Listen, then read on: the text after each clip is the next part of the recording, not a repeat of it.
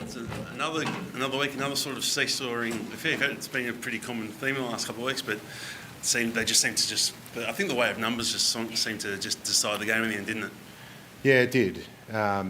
We're quite happy with the way that we started. Our first half was really competitive. Thought we probably could have been further in front at half time rather than behind, but we just didn't execute and finish and maximise our opportunities. And yeah, the way the numbers in the second half, we got smashed inside 50s, time in forward half, clearances were like diabolical, and that's okay. We had a really young side in.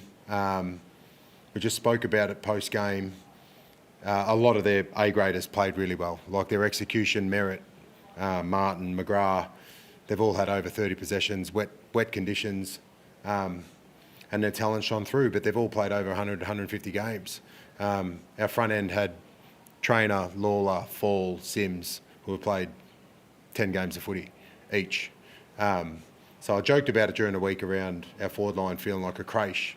But that's going to happen at times, and we're going to go through this throughout the year, and where we're going to have some young players out there playing together that just need time together. So some real positives in the first half, but the second half wasn't good enough, and we'll look at that and review it.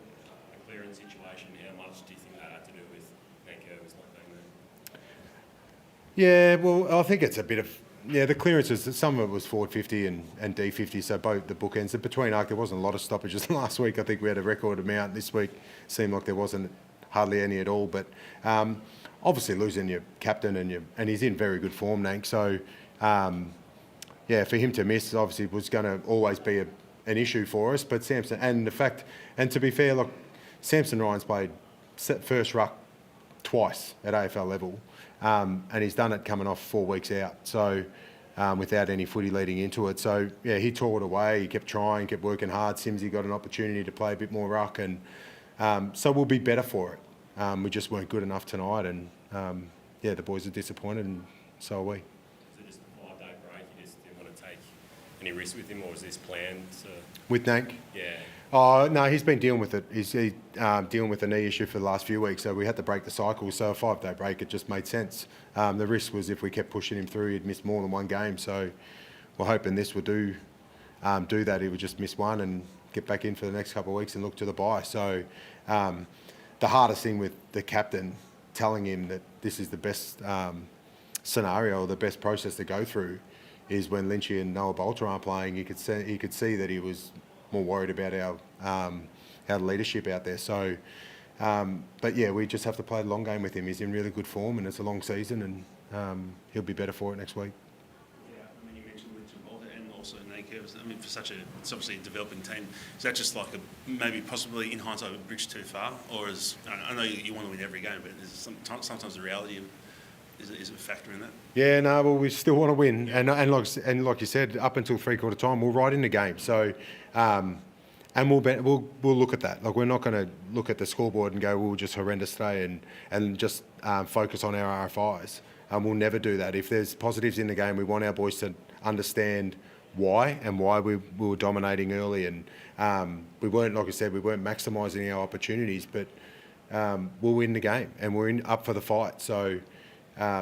Yeah, we've just got to do it for longer, and we just need time. Like I said, we need games in our players, and it's going to take a little bit of time. Do you have an update on Thompson Down and Sam Lawler?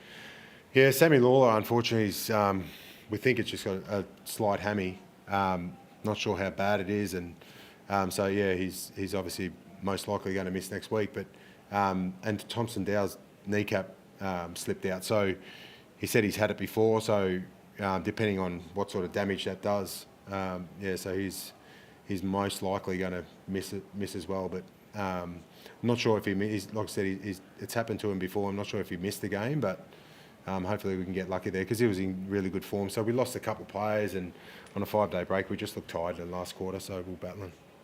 I guess the aspect that, I mean, Essendon had I think over more than 100 disposals than you guys, but they also really dominated the tackle count as well. Is that one of the more disappointing aspects of the match? Yeah, no doubt.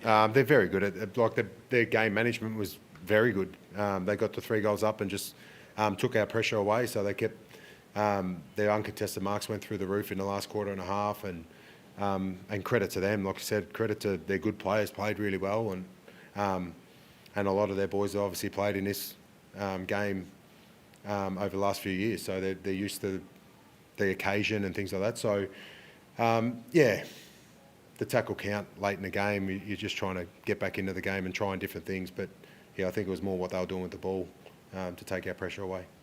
Adam, from a coaching perspective, your thoughts on the game of Nathan Broad tonight?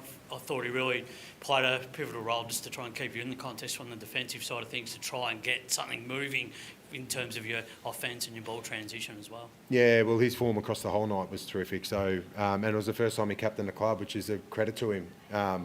He's come a long way, Brody. He's such a good leader around our footy club, and he sets the standard on and off the track, and he's in great form. So, yeah, he kept toiling away, he kept trying different things, and he kept leading really well. So, yeah, he's in great form, and unfortunately we couldn't get the win for him while he was skipper. What went into the call to throw Trey back after 10 games, obviously playing defence, and did you get out of him what you wanted tonight? Yeah, it was sort of a catch-22. We wanted to get Caleb Smith into the game, or get him a full game. He's sort of been in and out and played as a sub. So, yeah, we've got a lot of defenders that are sort of needing to play. So, and losing Lynchy, we just needed a bit of height in our front end. So we tried something different. And Luke has played, and Trainer's played forward as a kid before, and thought early in the game he tried really hard. He created some contests. He set up a couple of goals, and then we just wanted to try something different with Campbell Gray. Campbell Gray's formed down back today, like he did in the Melbourne game. He come in and he looks like he's an AFL player. He's ready to play. So, we just wanted some. Our forwards looked like they started getting a bit tired, so we just wanted to try something different in the last quarter.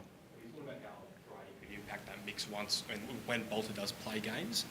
Yeah, well, we did. We looked at that. So we just thought that Campbell Gray's second game at AFL footy, to put him in a role that he's played before, and that's down back. He's been in good form at VFL level, but in saying that, it might be something we need to look at when Noah is back. So right now, we feel like Campbell Gray deserves to be playing AFL footy. So I reckon if I told him he was playing forward next week, he would take that. So yeah, we'll look at that during the week. Does Tim reckon he's clubhouse leader for goal of the year at the moment? Who's that? Tim Taranto. Yeah, it was a nice goal, and yeah, once again, he's had a strong, solid game again, Tim. Vice captain in our footy club tonight, and kept working his butt off. So, like I said, losing Dowie, we had to shuffle the magnets a little bit, and our mids just got a bit tired in the end. And but Tim kept toiling away, which was nice. Any other injury concerns, or was just those two?